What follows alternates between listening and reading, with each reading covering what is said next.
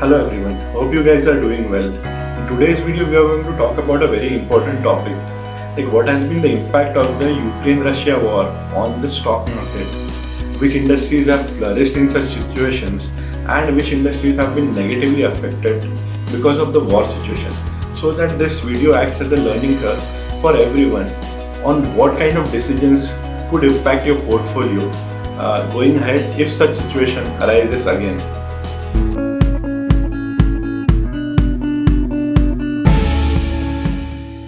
So the first thing that usually gets affected in such a situation or adverse condition was gold, because it generally has a inverse relation with the stock market. Gold is considered as a safe haven asset and tends to have an inverse relation to the general movement of stock market. If the stock market volatility increases, then generally the prices of gold also increases. That is, if the stock market goes down, gold prices generally go up because people move their investment from stock market, risky investments in stock market, to a rather safe haven asset like gold. Same thing happened with gold during pandemic. So even after the pandemic, the because of the war situation, gold prices are still rising. Whenever volatility or uncertainty increases in stock market, people shift their money from stock market to investing in gold. So this is one of the basic things that happen if the stock market falls because of the war situation that has happened. The same thing happened with the gold prices during the pandemic. You can clearly see when the uncertainty began about Russia invading Ukraine, the prices of gold increased from USD 1794 per ounce to roughly 2000 per ounce within a span of 1 month. So it's a very telling indicator about rising uncertainty in the stock market and has an inverse relation with the stock market movement. Another very crucial industry that was affected was oil and gas, and that is why the oil and gas prices have shot up because of the war situation. Fears of potential supply disruption on oil market from the war in Ukraine saw crude oil prices surge from above $100 a barrel for the first time since 2014. This is because Russia is the world's second largest crude oil producer and provides roughly 35% of Europe's and 50% of Germany's natural gas supply. So that is why oil prices and gas prices have shot up during the war situation. While rising oil prices is bad news for India, a net importer of crude oil, some oil exporters such as ONGC and Oil India will benefit from increase in prices, because now the prices are not determined by the government. These are now market driven in India as well. Since the prices are now market driven, but obviously nothing happened during the election days, because everybody knows that during election campaigns, if you increase the prices of oil, it is going to have a bad impact on their voting share. So that is why now that the elections are over, you can expect, or you can clearly see from the past 15 days, the prices of petrol have gone up by at a rapid pace.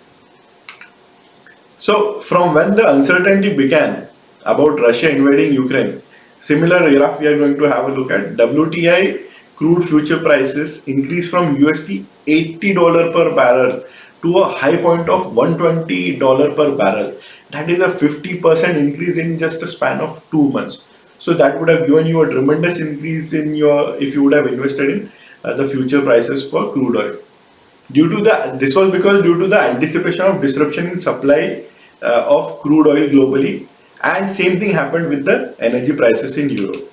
You can clearly see in the graph it shot up from $80 per barrel to roughly $120 per barrel. So if you would have invested in companies which are exporting the crude oil, then that would have been good for you. But other than that, oil industry who are the net for Indian economy, who is the net importer of crude oil, it is going to have an adverse impact on the Indian economy in general. Another industry that is badly affected by the war situation is the paint industry. Now, why is that? Because paint industry was already suffering from pandemic because of the low demand. People were afraid to bring people inside their house for paint work and all. The price of titanium dioxide. Now, what has happened due to war situation is the price of titanium dioxide, which is a crude oil derivative, which is a very crucial raw ingredient used in the production of paint, is likely to climb because of the rise in oil prices, crude oil prices. The increase in raw material cost is going to have is going to have an impact on increasing the cost of manufacturing, and hence the margin of paint industry or the paint companies is going to be affected. And if the margins are low, then obviously your valuation decreases. Out of the total raw material cost incurred by paint manufacturers, 50 to 60% is due to crude oil and its derivatives.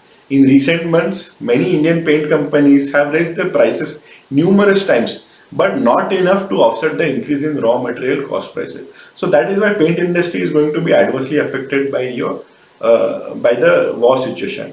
And obviously, if you are thinking to paint your house or do any kind of such work, then the bear in mind that the paint prices are going to increase because the company cannot sustain that loss. So they are going to eventually pass on the increased prices to the customers, that is you and me.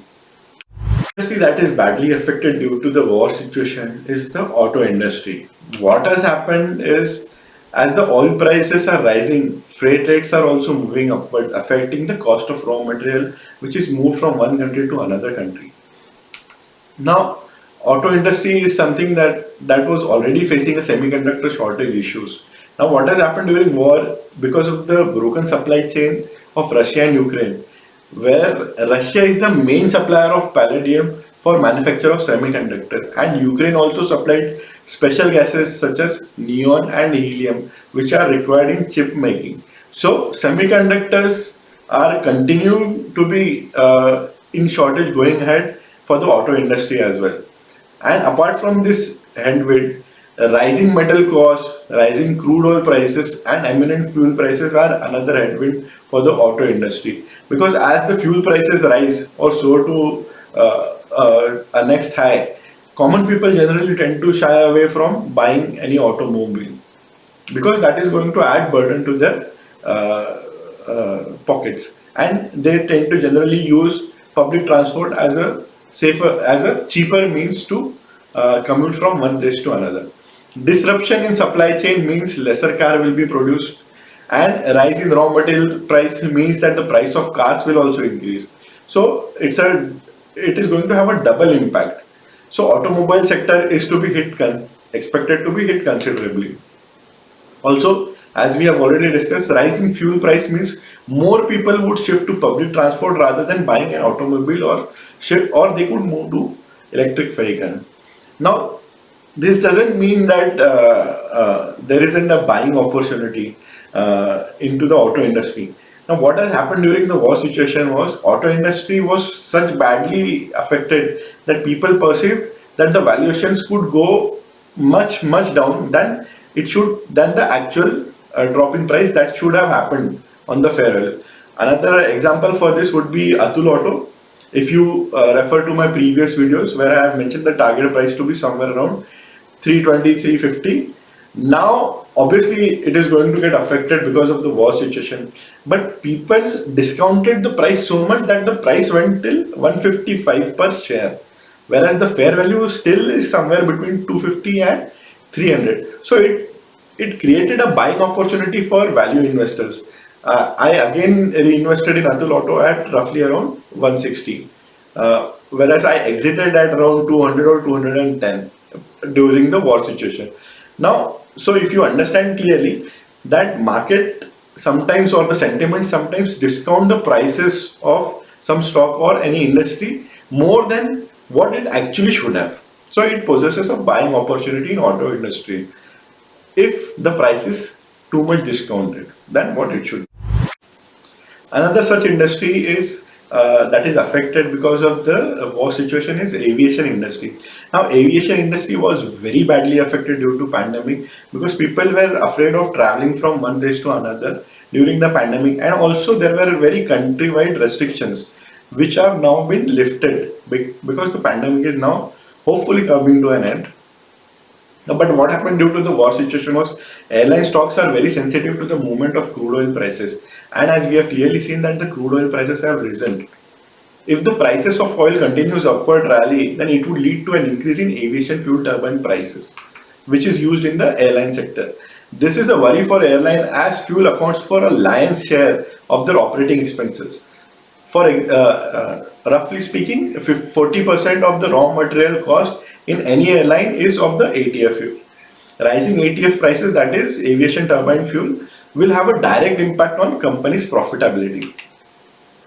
To combat this, again, airlines in India have opted to pass on the rising cost of jet fuel to passengers, but this doesn't happen very immediately. So, 1 or 2 or 3 quarters might get affected very badly for the aviation sector as well, leading to a sharp rise in the airfares. As the demand grows, prices are also expected to rise further.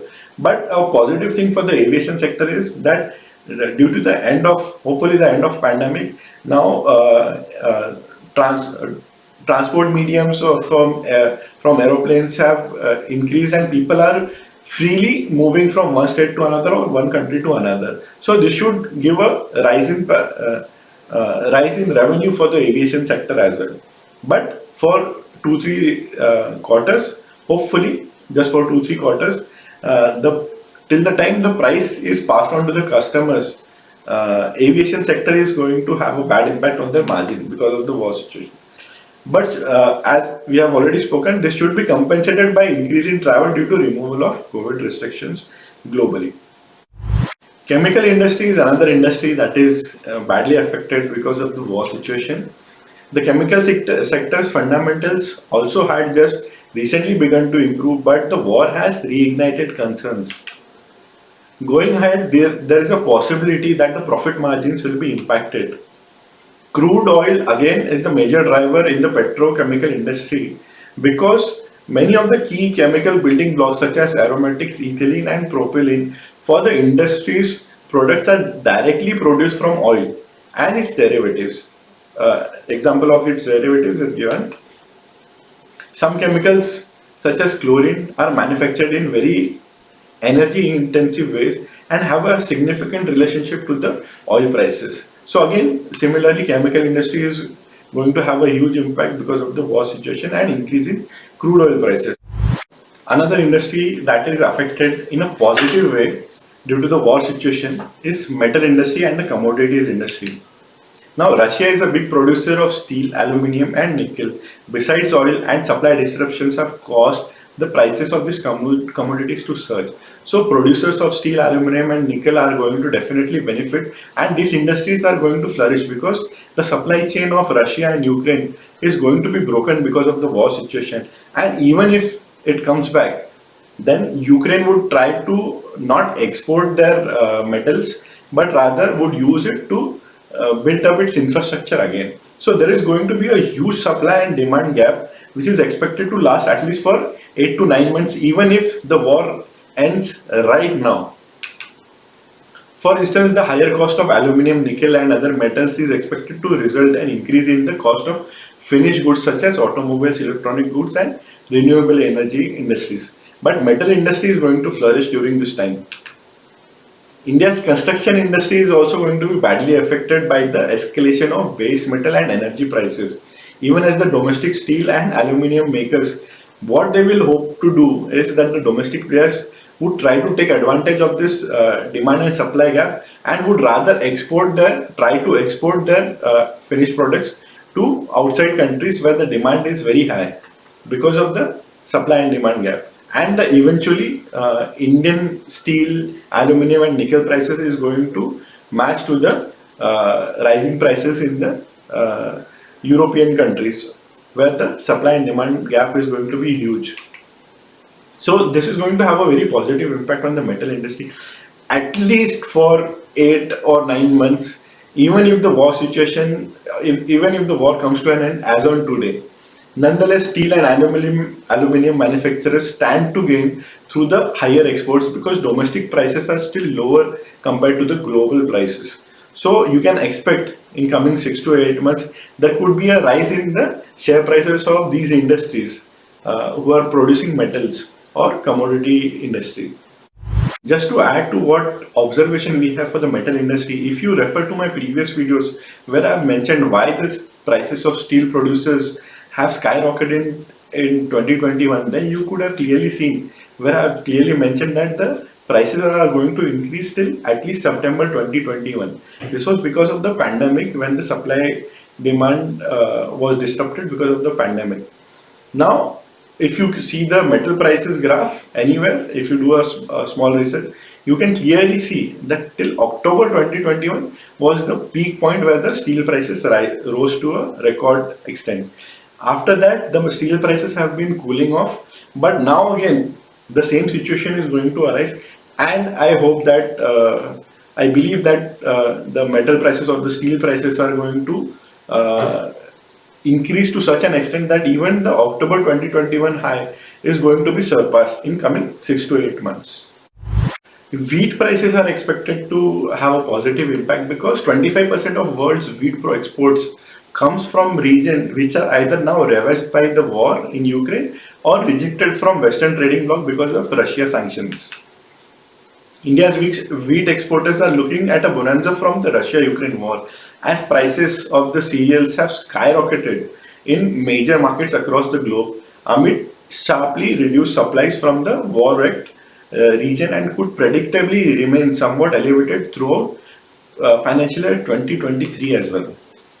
Because there is going to be a huge supply and demand gap because 25% of world export is affected by the Russia-Ukraine war.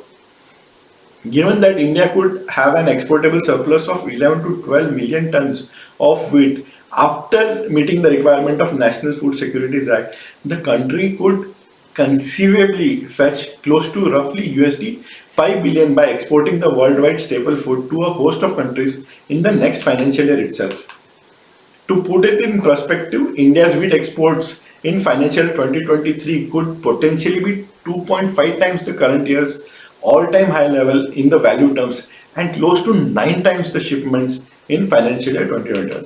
You can clearly see in the chart. So wheat producers or exporters are going to hugely benefit because of the war situation. So this was all about the sector, but what could be a general impact on your and my life and the economy in general? Inflationary impact is expected to be huge this year. Rise in oil prices and metal prices along with the supply chain bottlenecks will result in increase in inflation, thereby having an impact on prices on all daily necessity items as well. So eventual increase in price means that your real income will be reduced and savings will be impacted. Excessive inflation has an inverse relationship to the stock market. A rise in cost of raw material usually increases for the cost for the companies, and their margins are decreased, and eventually margins will be impacted because of this rise in disruption in supply chain and rise in metal and mining prices and the oil prices. But a big hit will be taken by the low and middle class people who have already been bearing the brunt of the COVID impact and low employment rates as well. So as usual, the middle class man or the low income people are going to be badly affected by these all inflationary trends. So to say that Ukraine war doesn't affect us is not correct, since now we are living in a global economy. So it is going to have a very negative impact on the Indian economy in coming years because we are all globally connected now, and inflationary trends are not going to help the middle class or the low income people to sustain their living, because their real income or savings will go down and their real terms income is going to come down. I hope this video was helpful for you to understand what kind of industries were impacted due to the war situation and what kind of measures or what kind of thought process goes into portfolio management, where portfolio managers shift their stocks from one industry to another industry.